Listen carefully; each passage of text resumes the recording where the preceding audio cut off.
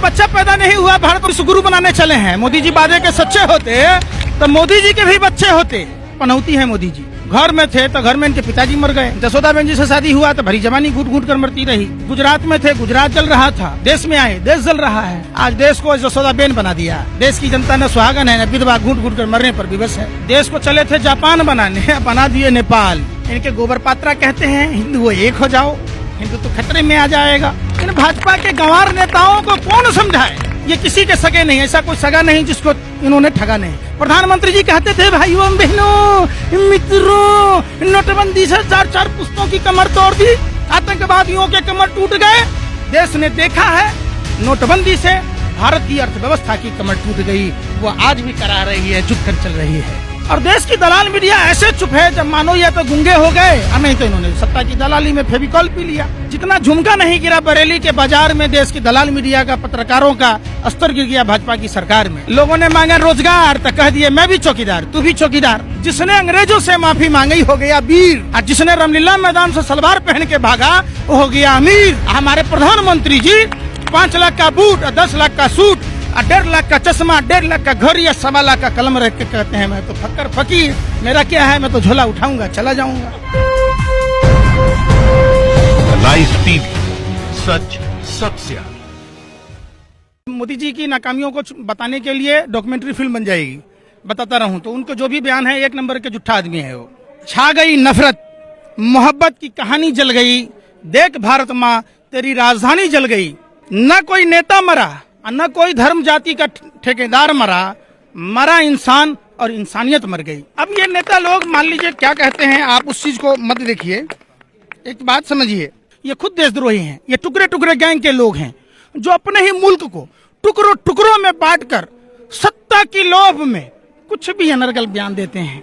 धुआं उठा तो जला होगा किसी का मकान, लाश किसी की भी होगी, मरा तो होगा इंसान। ये भाजपा नेताओं के जहन में कब आएगा? ये अजीब सी बात है। इनके जो नेता हैं इनमें कई अलग अलग टीम के लोग हैं। इनके गोबर पात्रा कहते हैं हिंदू वो एक हो जाओ, हिंदू तो खतरे में आ जाएगा। इनके गिरिराज सिंह जो बिहार की धरती से आते हैं कहते हैं पुरखों की गलती हुई, 2 जानवर पाल लो लाखों कमाओ। पाल तो लिया अंबानी अडानी 2 जानवर को, कमा रहा है ना, अरबों रुपया कमा रहा है, देश की सब संपत्तियों को खरीद रहा है।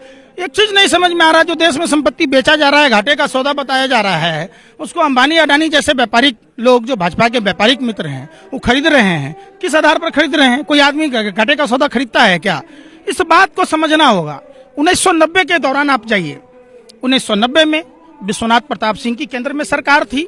भाजपा के समर्थन से भाजपा का नेता जगमोहन जम्मू कश्मीर का राज्यपाल था, कश्मीरी पंडितों को निकाला गया। वाजपेयी जी की सरकार में फारूक अब्दुल्ला जी मंत्री थे, महबूबा जी के साथ उन्होंने राज्य में सरकार बनाई। 6 साल से मोदी जी हैं, 12 साल में कश्मीरी पंडितों को बसाया गया क्या जम्मू कश्मीर में? ये जबरन समझना होगा देश की आवाम को, चाहे हिंदू हो, चाहे किसी भी जाति का हो, धर्म का हो। ये किसी के सगे नहीं, ऐसा कोई सगा नहीं जिसको इन्होंने ठगा नहीं। ये घर में थे, पनौती है मोदी जी, घर में थे तो घर में इनके पिताजी मर गए। जसोदा बेन जी से शादी हुआ तो भरी जवानी घूट घूट कर मरती रही। गुजरात में थे, गुजरात जल रहा था। देश में आए, देश जल रहा है।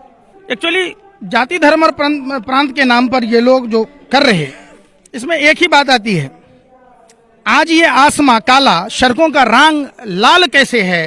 पूछते हैं नेता खुद आग लगाकर, इस बस्ती में धुआं कैसे है?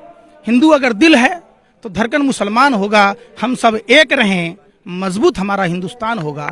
इन भाजपा के गंवार नेताओं को कौन समझाए?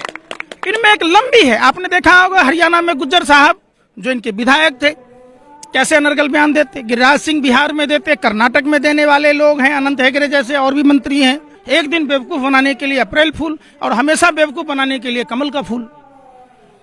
ये लोग देश में जिस तरीके से, अब इनका देखिए राष्ट्रभक्ति पर आइएगा तो राष्ट्रभक्ति छीछे लेदर कर दिया इन्होंने। एक दिन विधायक बनता है कोई तो लाखों रुपया सैलरी है। जो भारत माँ के वीर सपूत माँ भारती रो रही है, चित्कार रही है कि पुलवामा की घटना में, जिस पुलवामा के घटना के शहीदों को लेकर गली गली खाक छानकर वोट मांग रहे थे, वो कार किसकी थी? मैं पूछना चाह, आपको ये भाजपा की दलाली मिला है, बीच में मत बोलो, आप सुनो पहले। आपका काम है जनता को सही समझ दिखाना, चंद पैसों के लिए अपना ईमान मत बेचो। आप समझो, पुलवामा की घटना से देश की जनता पूछना चाह रही है वो कार किसकी थी जिस कार में 300 किलो आरडीएक्स था?